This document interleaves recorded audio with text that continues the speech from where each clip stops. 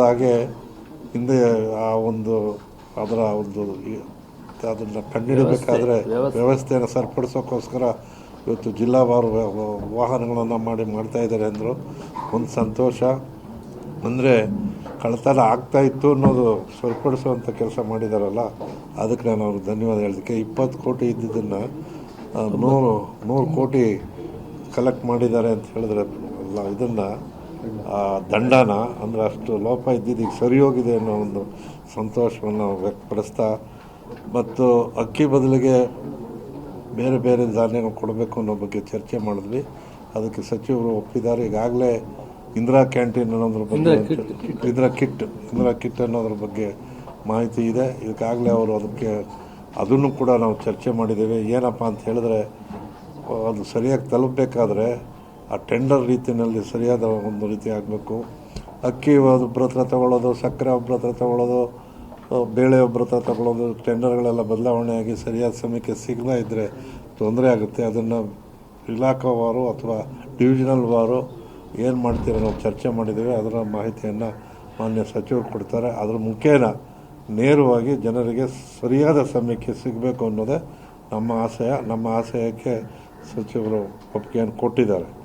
ಇದರ ಜೊತೆಗೆ ಪಡಿತರ ಅಕ್ಕಿ ಸಾಗಾಣಿಕೆ ಆಗ್ತಾ ಇರೋದು ನಾವು ಎಷ್ಟೇ ಪ್ರಯತ್ನ ಮಾಡಿದ್ರೂ ನಾವು ನೋಡ್ತಾನೆ ಇದ್ದೀವಿ, ಲಾರಿಗಟ್ಟಲೆ ಹೋಗ್ತಾ ಇದೆ ಅನ್ನೋದು. ಇದಕ್ಕೊಂದು ಎಲ್ಲರ ಮನಸ್ಸಿನಲ್ಲಿರ್ತಕ್ಕಂಥದ್ದು ಏನಪ್ಪ ಅಂತ ಹೇಳಿದ್ರೆ, ಇಡೀ ಕರ್ನಾಟಕದಲ್ಲಿ, ಉತ್ತರ ಕರ್ನಾಟಕದಲ್ಲಿ ಅಕ್ಕಿ ಉಪಯೋಗಿಸುವಂಥ ಜನ ಕಡಿಮೆ. ಅವ್ರಿಗೆ ಬೇರೆ ಧಾನ್ಯ ಜೋಳ ಕೊಡಬೇಕು, ಆ ದೃಷ್ಟಿಯಲ್ಲಿ ಉಳಿತಾ ಇದೆ ಅನ್ನೋದು ಒಂದಾದರೆ, ಆ ಕಳ್ಳತನನ ಯಾವುದೇ ರೀತಿ ನಿಲ್ಲಿಸಲೇಬೇಕು ಅನ್ನೋದು ನಮ್ಮ ಆಶಯ. ಯಾಕೆ ಅಂತ ಹೇಳಿದ್ರೆ ನೋಡ್ತಾನೆ ಇದ್ದೀವಿ, ತಿಂಗಳಿಗೋ 2 ತಿಂಗಳಿಗೋ ಒಂದೊಂದು ಬರ್ತಾನೆ ಇರುತ್ತೆ, ಲೋಡ್ಗಟ್ಟಲೆ ಹೋಗ್ತಾ ಇದೆ. ಈ ಜನರಿಗೆ ಸಿಗಬೇಕಾದಂಥ ಆಹಾರ ಧಾನ್ಯ ಇದರಲ್ಲಿ ಹೋಗ್ತಾ ಇದೆ, ಕಳ್ಳತನದಲ್ಲಿ ಹೋಗ್ತಾ ಇದೆ ಅಂದಾಗ ಸರ್ಕಾರ ಇದನ್ನು ಕಣ್ಮುಚ್ಕೊಂಡಿರೋಕ್ಕೆ ಸಾಧ್ಯವಿಲ್ಲ ಅನ್ನೋ ಮಾತನ್ನು ನಮ್ಮ ಉಪಾಧ್ಯಕ್ಷರುಗಳು ನಾವೆಲ್ಲ ಪ್ರವಾಸ ಮಾಡಿದಂಥ ಸಂದರ್ಭದಲ್ಲಿ ಗ್ಯಾರಂಟಿಯ ಸದಸ್ಯರುಗಳು ಕೂಡ ಕೊಟ್ಟಂಥ ಅಹವಾಲನ್ನು ಪರಿಶೀಲಿಸಿ ಅದಕ್ಕೆ ಸರಿಯಾದ ರೀತಿಯ ಕ್ರಮ ತಗೊಳ್ತೀವಿ ಅಂತಕ್ಕಂಥ ಉದಾಹರಣೆಯನ್ನು ಕೊಟ್ಟಿದ್ದಾರೆ. ಇದ್ರ ಜೊತೆಗೆ ನ್ಯಾಯಬೆಲೆ ಅಂಗಡಿ ಮುಂದಗಡೆ ಈ ಕಾರ್ಯಕ್ರಮದ ಪ್ರಚಾರನೂ ಆಗಬೇಕು ಅನ್ನೋ ದೃಷ್ಟಿಯಿಂದ ಮುಖ್ಯಮಂತ್ರಿಗಳ ಮತ್ತು ಉಪಮುಖ್ಯಮಂತ್ರಿಗಳು ಮತ್ತು ಸಚಿವರ ಒಂದು ಭಾವಚಿತ್ರ ಹಾಕಿ ಅದು ಜನರಿಗೆ ಪ್ರಚಾರ ಆಗಬೇಕು ಅನ್ನೋವಂಥ ಆಹ್ವಾನನ ಮುಂದೆ ಇಟ್ಟಿದ್ದೇವೆ. ಅದಕ್ಕೂ ಕೂಡ ಒಪ್ಪಿಗೆಯನ್ನು ಕೊಟ್ಟಿದ್ದಾರೆ. ಮತ್ತು ಗ್ರಾಹಕರ ಸಮಸ್ಯೆಗೆ ಹೆಲ್ಪ್ಲೈನ್ ಬೇಕು. ಯಾಕೆ ಅಂತ ಹೇಳಿದ್ರೆ, ಈಗ ವಿಚಾರಿಸಿದ್ವಿ, ರಾಜ್ಯಾದ್ಯಂತ ಬಂದಿರತಕ್ಕಂಥದ್ದು 250 ಮಾತ್ರ ಬಂದಿದೆ ಕಂಪ್ಲೇಂಟ್ಸ್ ಅಂತಾರೆ. ಅದ್ರಲ್ಲಿ ಜನರಲ್ ಕಂಪ್ಲೇಂಟ್ಸ್ ಬೇರೆ ಇರುತ್ತೆ, ಮತ್ತು ಈ ಶಾಪ್ಗಳಲ್ಲಾಗಿರ್ತಕ್ಕಂಥ ನ್ಯೂನತೆಗಳು ಮತ್ತು ಅದು ತಪ್ಪುಗಳನ್ನ ಸರಿಪಡಿಸುವಂಥವನ್ನ ವಿತಿನ್ ದಿ ಲಿಮಿಟ್ಸ್ ಇಷ್ಟು ದಿವಸದಲ್ಲೇ ಮಾಡಬೇಕು ಅನ್ನೋದನ್ನು ಬೇಡಿಕೆ ಇಟ್ಟಿದ್ದೇವೆ. ಅದರ ಬಗ್ಗೆ ಸಚಿವರು ಒಪ್ಪಿಗೆ ಕೊಟ್ಟಿದ್ದಾರೆ. ಆ ವಿತಿನ್ ದಿ ಲಿಮಿಟ್ಸ್ನಲ್ಲೇ ಮಾಡ್ತೀವಿ ಅಂತಕ್ಕಂಥದ್ದು ಹೇಳಿದ್ದಾರೆ. ಇದ್ರ ಜೊತೆಗೆ ನಮ್ಮದೇ ಆದಂಥ ಗ್ಯಾರಂಟಿ ಸಂಸ್ಥೆ ಅಡಿಯಲ್ಲಿ ನಾವು ಒಂದು ಇಲಾಖೆ ಮಾಡಿದ್ವಿ, ಮೀಡಿಯಾ ಸೆಲ್ ಅಂತ. ಅದ್ರ ಮುಖಾಂತರ ಕೂಡ ಜನರಿಗೆ ಸಹಾಯ ಆಗೋ ರೀತಿಯಲ್ಲಿ ಪ್ರಯತ್ನ ನಡಿಬೇಕು ಅಂತ ಹೇಳಿದ್ದೇವೆ. ಮತ್ತು ಗ್ರಾಹಕರಿಗೆ ಪಡಿತರ ದಿನಾಂಕ ಮತ್ತು ಸಮಯವನ್ನು ಸರಿಯಾದ ರೀತಿಯಲ್ಲಿ ಅನೌನ್ಸ್ ಮಾಡಿ ಅದನ್ನು ಅವ್ರಿಗೆ ಸ್ವಲ್ಪ ಮಾಡಬೇಕು ಅನ್ನೋದು ಒಂದು.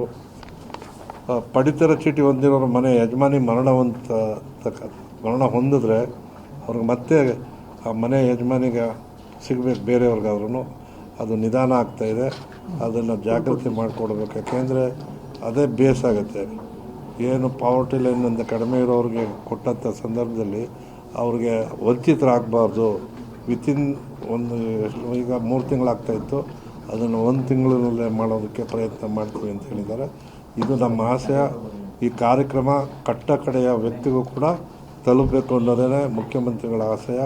ಹಿಂದಿನ ಮುಖ್ಯಮಂತ್ರಿಗಳಾದ ಸಿದ್ದರಾಮಯ್ಯನವರು ಇರ್ಬೋದು, ಪ್ರಸ್ತುತ ಮುಖ್ಯಮಂತ್ರಿಗಳಾದಂಥ ನಮ್ಮ DK ಶಿವಕುಮಾರ್ ಅವರು ಇರ್ಬೋದು, ಈ 5 ಗ್ಯಾರಂಟಿಗಳನ್ನು ಈಗಾಗಲೇ ಗೃಹಲಕ್ಷ್ಮಿ, ಗೃಹಜ್ಯೋತಿ ಮತ್ತು ಈ ಅನ್ನಭಾಗ್ಯದ ರಿವೆರಿಫಿಕೇಷನ್ ಕೂಡ ಆಗ್ತಾಯಿದೆ. ಈ ಮುಖೇನ ನಾವು ಎಲ್ಲವನ್ನು ಸರಿಪಡಿಸೋದಕ್ಕೆ ಪ್ರಯತ್ನವನ್ನು ಮಾಡ್ತಾಯಿದ್ದೇವೆ.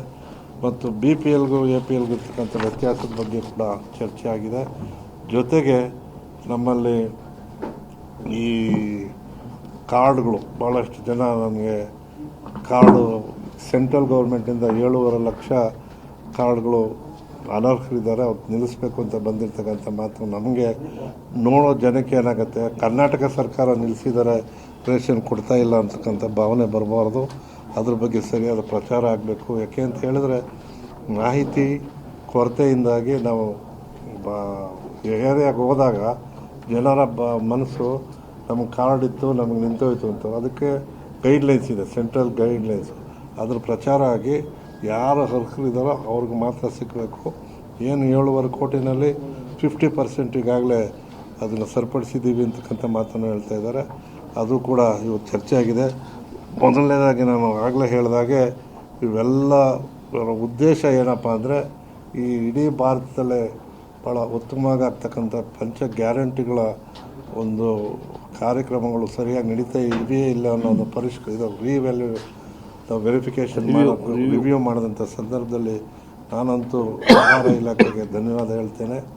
ಭಾಳ